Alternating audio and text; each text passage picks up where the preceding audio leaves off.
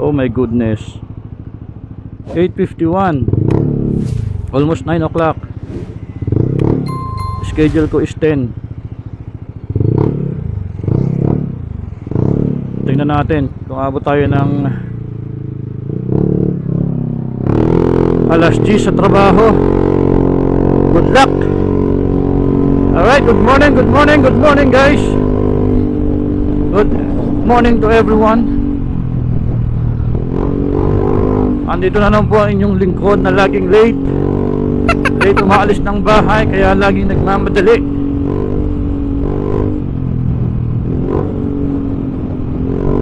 Today is Saturday. Good luck to me. Uy, may tatawid pa.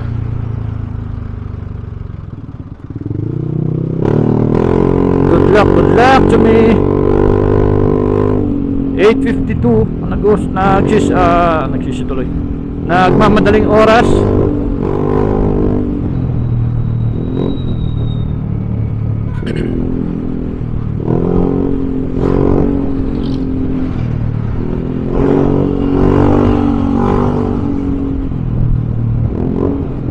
What a nice weather today. Makulimlim, malamig. Sana palaging ganito.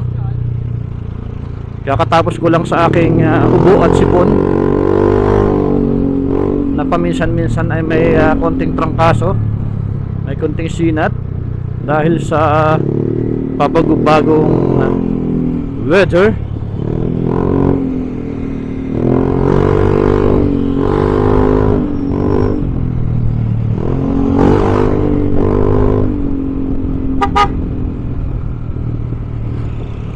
Sana walang abala sa daan. Minsan kasi may mga checkpoint, makakaabala, pabababain ka, hanapan ako mga ano-ano. So hopefully wala. Ito nagsisimula pa lang sila ngayon, no? Ito nagtitipon-tipon pa lang sila ngayon. Ay, hindi naman ako against sa mga checkpoint, because sila ay for safety, no? Dahil marami talagang mga rider na may mga violation like motor carnap, riding in tandem. Kaya lang minsan pag nagmamadali tayo, kapag iniisa-isa nila yung mga motorsiklo, minsan abala rin. Bababa, hanapan ng document like ORCR, license. Ang sa akin naman, kung ano yung natimbre dapat na motorcycle, like color, model, o yung kanyang kulay, dapat doon na lang sila mag-base, no? Huwag naman sanang lahatin na, kasi minsan abala na rin, o di kaya license is enough, di ba? Kung expired o nakarehistro talaga, di ba? Sana wag na lahat hanapin kasi nakakaabala.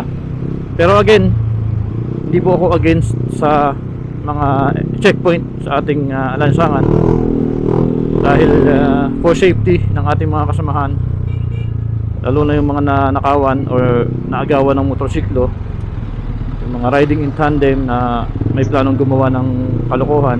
So at least kahit paano na lilisen or nababawasan excuse me at hindi na nadadama yung iba, di ba?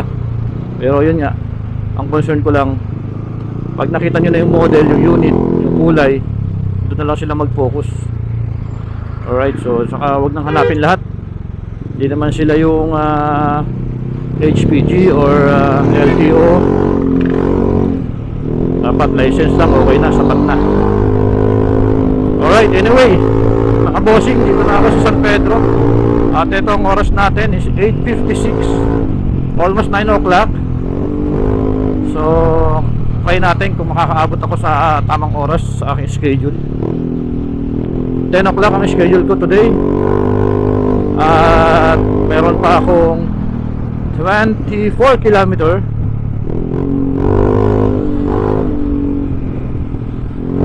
Bago makarating sa aking trabaho. Alright, let's go.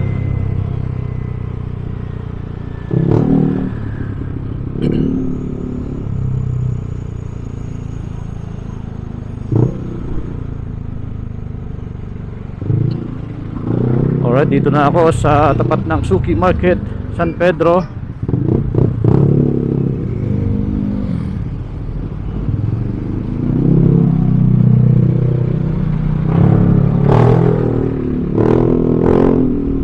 Alright, itong video na to ay no cut, no edit. Isang buong video ang inyong matutunghayan. Kaya kung makakarating ka sa last part ng video na to, ayun pala, nagpapasalamat na ako sa inyo mga bossing. And of course, I would like to thank to all my subscribers and my silent viewers here in my YouTube channel, and to my TikTok account, and my Facebook page also. To my followers, thank you so much. Thank you so much guys. So malapit ko nang ma-achieve yung aking last requirements sa Facebook. Although mayroon na tayong revenue na pumapasok, pero yung sa aking ads until now hindi ko pa napapamonetize. So hopefully this month, before mag-end itong February, hopefully, in Jesus name.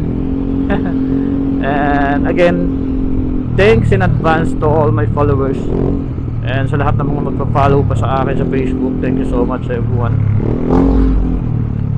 Also my TikTok channel, TikTok account, ayan, isa lang naman po yung ginagamit kong name. So sa TikTok meron na tayong kahapon, as of yesterday, meron na ako ulit na pumasok na dollar o Akstar ay dollar. So siyempre dahil sa mga viewers natin,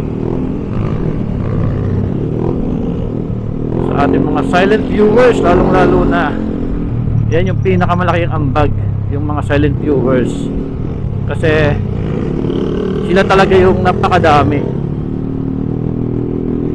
So bakit ko nasabi na marami yung silent viewers? Alam ko, na-explain ko na to before doon sa isa kong upload.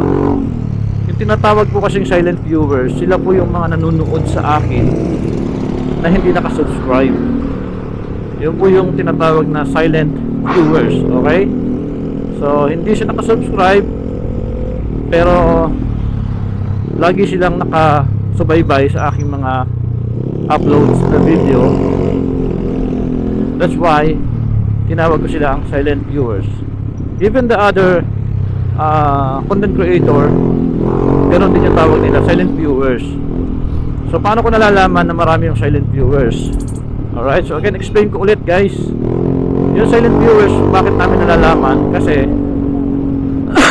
excuse me po, like sa akin mga bossing, dito sa aking YouTube account, meron lang po akong almost 11,500 plus, or almost 11,600 na subscribers. Pero nakikita ko sa ilang video ko, meron akong mga video na upload na umaabot sila ng 100,000 views. So ibig sabihin 100,000 views minus 11,500 na subscriber, kung nanonood lahat yung subscriber ko na yon, yung 11,500, so ibig sabihin meron akong silent viewers na 8,500 na silent viewers. Correct me if I'm wrong mga bossing, hindi ako masyadong magaling sa math dahil ako ay ako ay hindi nag-engineer. Joke lang. Alright, so yun po ang explanation kung bakit namin nalalaman na mas marami yung silent viewers compare sa subscriber. Kaya madalas ako nagpapa-thank you sa aking mga silent viewers na hopefully sa lahat ng aking mga videos na ina-upload ay lagi kayo nandyan. Alright, and syempre sa ating mga subscribers din, thank you so much to all. At syempre, tulad ng sinabi ko kanina, kung nandito ka ngayon sa part na to at makakarating ka pa hanggang sa dulo ng video na to, ay ngayon pa lang nagpapasalamat na ako sa inyo. Alright, and syempre sa lahat ng mga bagong pasok lang, mga bagong viewers or napadaan lang kayo dito sa aking channel, so iniimbitahan ko rin kayo mga bossing na mag-subscribe and mag-follow, mag-like, or pwede kayo mag-message if you want, kung ano gusto nyo i-message dito sa ating comment section. And kapag nakita nyo yung notification bell button, so pakiclick na rin po yan for more video. Alright, so anyway, nandito na ako sa Binyan, Laguna, at ang oras natin ay 9:03. So meron pa akong 57 minutes bago makarating sa trabaho. And I think meron pa akong 15 kilometer bago makarating. So ang gagawin ko ngayon, dito ako dadaan sa may Carmona. Ito yung the best of the best the best of the best way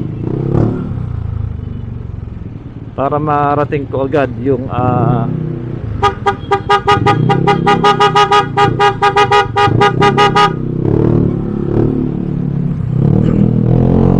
para marating ko kaagad yung aking trabaho. Marami talagang pasaway dito sa kanto na to. Open nga yun sa lahat ng mga nagmamadali, pero palagi pa rin silang nag-i-stay or nagba-block doon sa corner.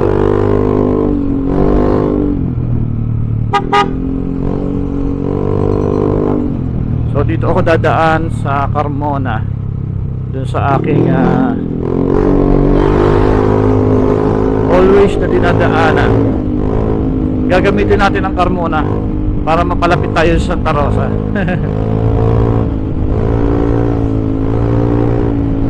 So again, no edit, no cut itong video na to.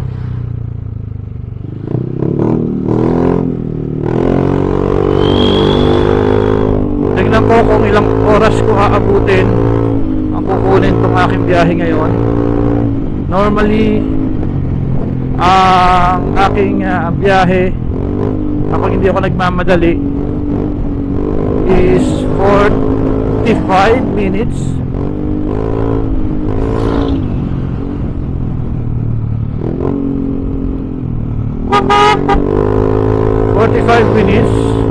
More or less 50,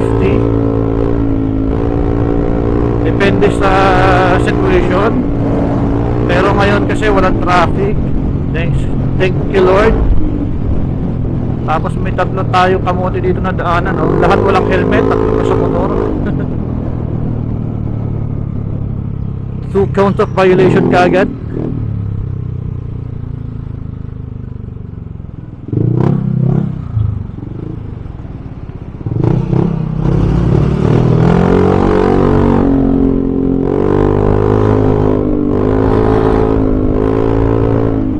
Sa oras na 9:06, so nandito na ako sa Carmona, kakapasok ko pa lang. At nakikita ko na ang stoplight, meron na lang siyang 9 seconds. OMG! inabot pa nga tayo ng red light mga bossing. Mahaba to. Sa 100 plus to. 126, ayun no. 126 countdown. Oh my goodness. Natapat.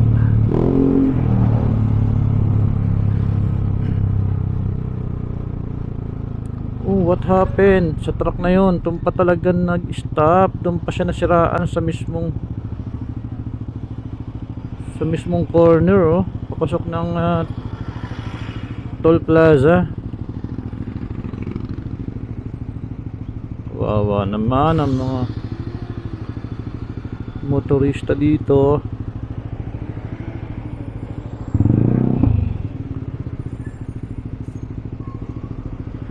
"78 seconds." So nandito na ako sa may Jollibee Carmona, dito sa papasok ng toll gate. At asahan na natin na medyo magbibigat dito dahil mayroong truck doon, no. Mayroong na truck na nasiraan sa mismong corner. Yan. Mayroong mekaniko sa ilalim. Baka nagka-problema sa brake. Kaya malamang medyo magkakaroon ng masikip na ano dito. Ayan, no, lalaki pa naman ng mga pumapasok na truck na yun. Oh.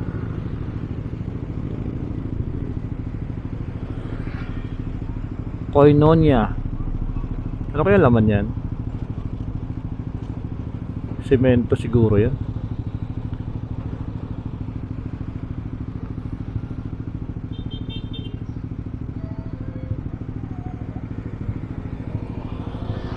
Ayan na. Nagsisikip na. 3, 2, 1, go! Ayan, nasahan na natin yan na mabablock tayo kahit papaano. Alright, let's go!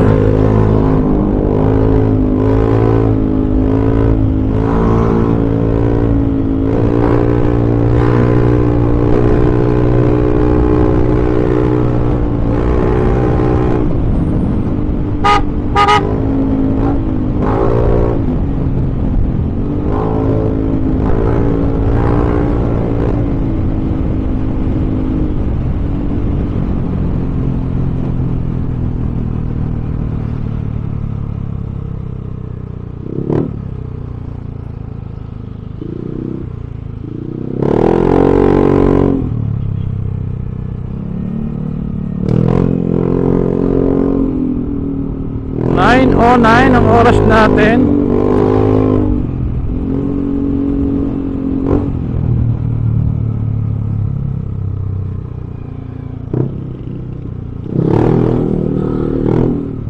I think hindi naman ako malilate. Dito na ako sa Carmona eh. So paglabas ko dito, konti na lang. Kaya lang ang haba pa ng video natin. Hindi ko na alam kung ano sasabihin ko sa inyo mga bossing. Basta panoorin nyo na lang to kung gusto nyo panoorin. Kung hindi kayo busy sa buhay. Ayan, no. Para ma-familiarize nyo yung daan. Ay, yung mga gustong pumunta ng Nuvali, ng Tagaytay Road, Tagaytay. Ayun, para maano ninyo yung daan kung saan yung mga manggagaling ng Dasmariñas, manggagaling ng GMA or dito sa parteng Cavite na papunta ng Ayala Mall, ng Tagaytay. So ito yung the best way para hindi na kayo pumunta ng express. Kung kayo naman may mga 4 wheels, pwede rin naman sa expressway. Pero kung nakamotor kayo, para hindi kayo naliligaw, familiarize na lang to lugar na to. Ayan, halos dito ako dumadaan araw-araw. kasi ito yung pinakamalapit, lalo na pag nagmamadali ako. Pero sometimes kapag medyo maaga akong umalis ng bahay, doon ako dumadaan sa kabila, sa National Road, na kung saan medyo ma-traffic, pero okay lang din naman. Excuse me po.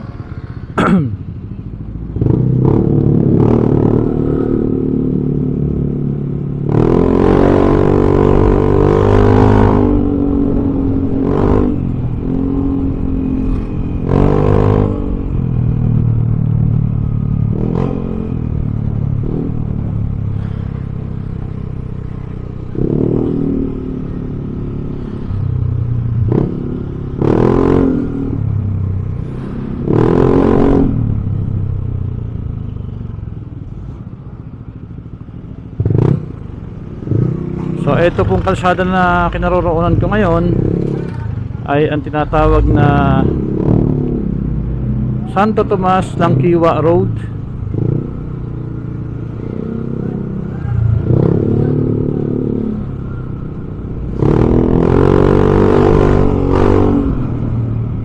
Alright, so medyo masikip tong way na to kasi hindi to nadaanan ng widening. Pero paglagpas natin dito sa Domino's Farm ay maluwag na dyan kasi dyan nag-start yung widening. Ito Domino's Farm dito yung maluwag na kalsada.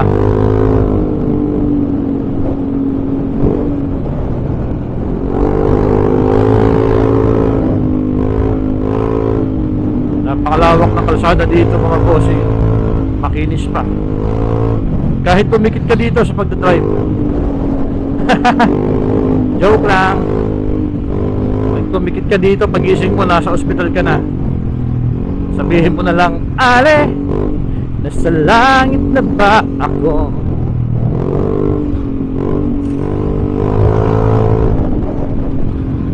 Langkiwa, Barangay Langkiwa. Okay.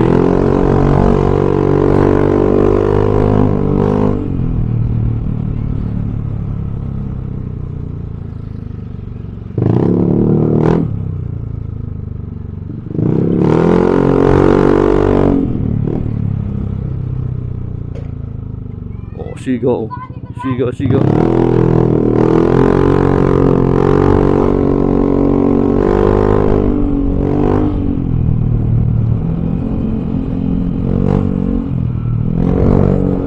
I love Langkiwa.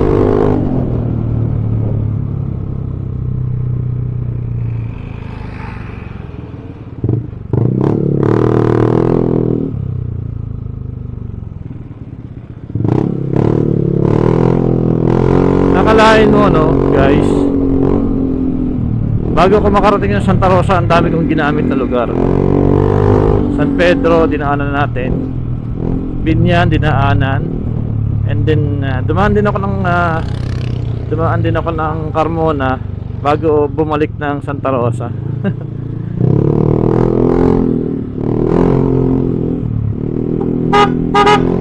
Paano kaya kung wala yung mga daan na yun? Saan tayo dadaan?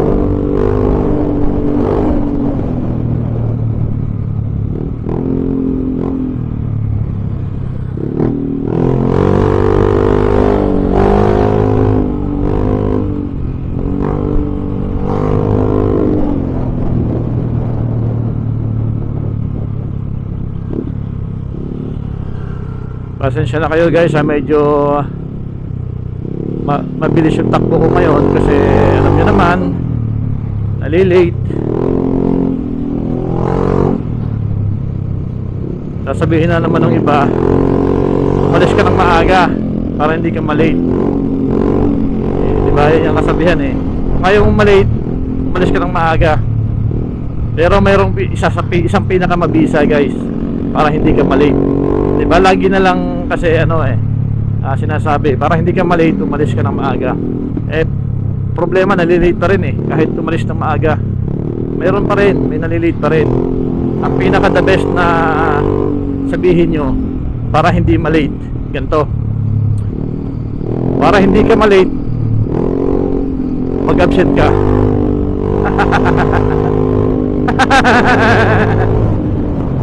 Diba? Kaya pinaka the best. Kasi kahit umalis ka ng maaga, pwede ka pa rin malate. Pero pag nag-absent ka, 100% di ka malilate.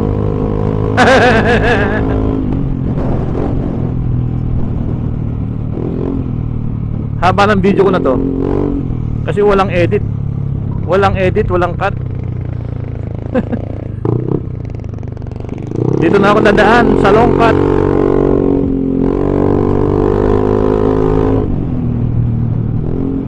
Para sa iba ano to, shortcut, pero sa akin long cut. Kasi mas malayo to kumpara dun sa kabila, pero mas mabilis kasi walang masyadong dumadaan. Sa kabila maiksi, pero maraming sasakyan, kaya nagiging long cut yun, hindi yung shortcut. Daming paliwanag, no? Wow! Dito muntik na ako mag-slide. Ang daming buhangin dito eh.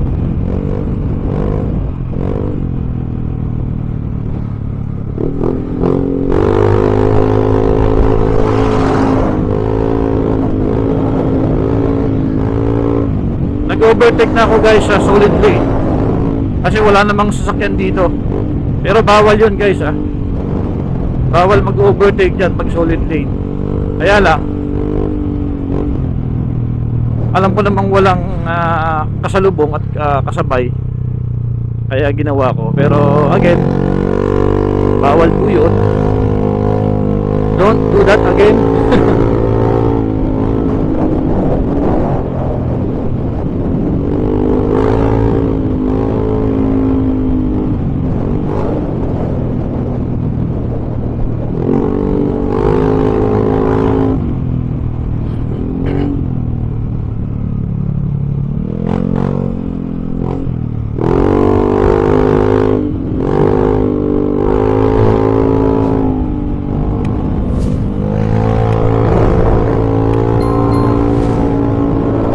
Kalak sa kaliwa natin, expressway. Ayan, Calax. Ano bang ibig sabihin ng Calax? Cavite, Laguna expressway.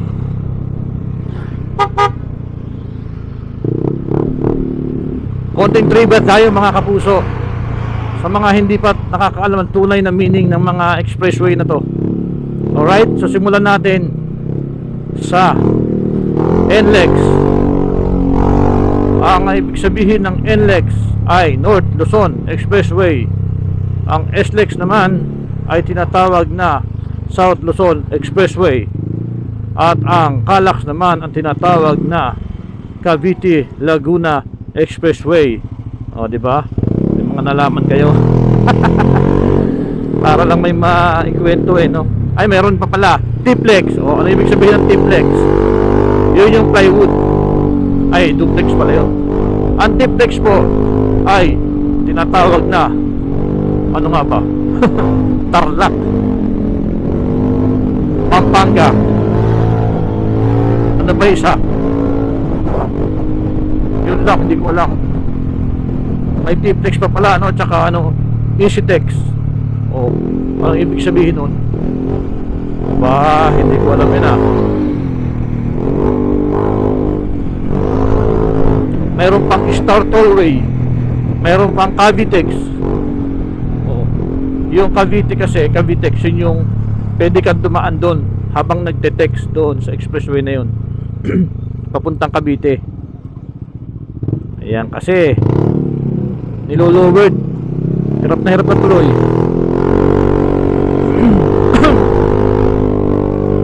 So guys, nandito na ako sa Calax Service Road dito sa West.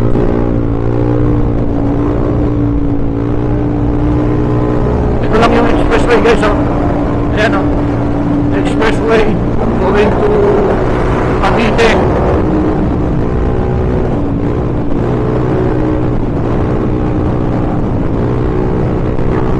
At sa oras na 9:21, Almost 4 kilometer na lang ang ating tatakbuhin mga bossing.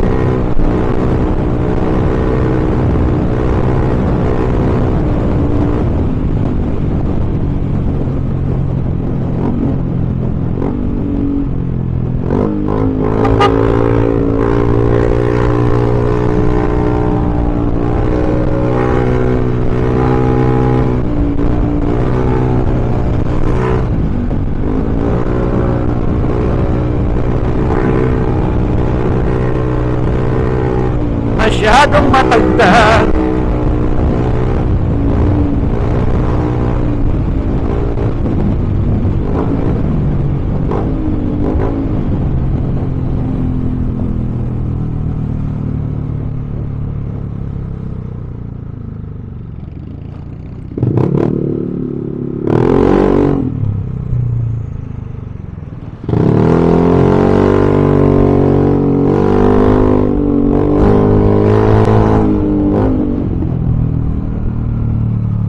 Maloko yun hindi na ginagawa lang yung lupa pa.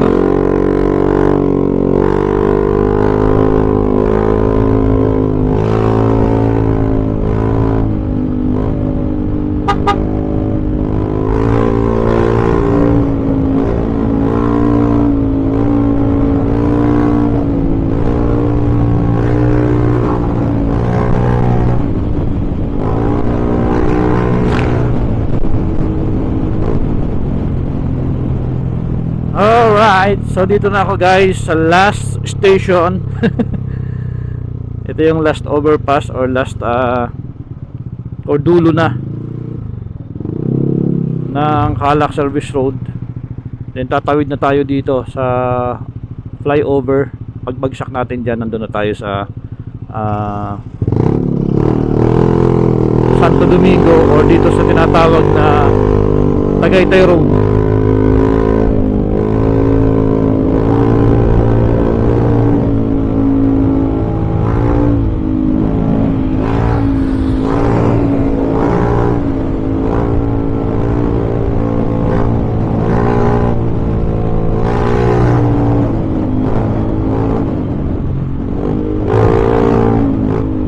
Ito yung flyover.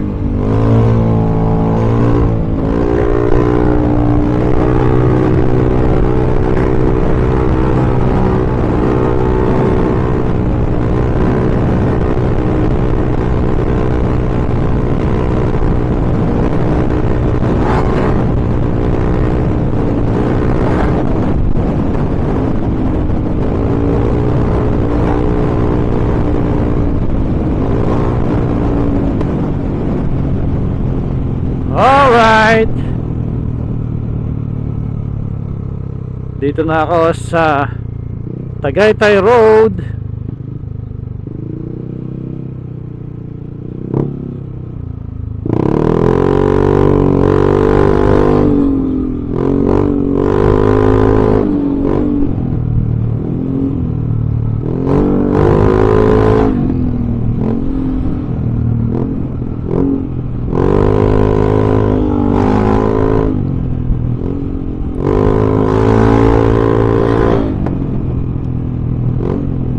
O yan mga bossing, arrival time natin 9:25. Thank you Lord, I'm not late today. Hindi tayo na late. Nice travel, safe travel, thank you.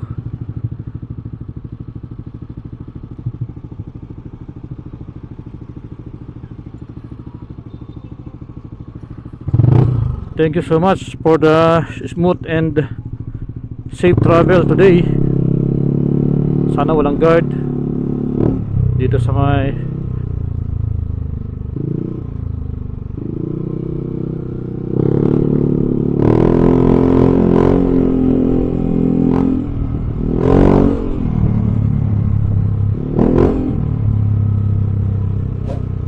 Alright, thank you guys sa pagsama nyo sa akin ngayong araw.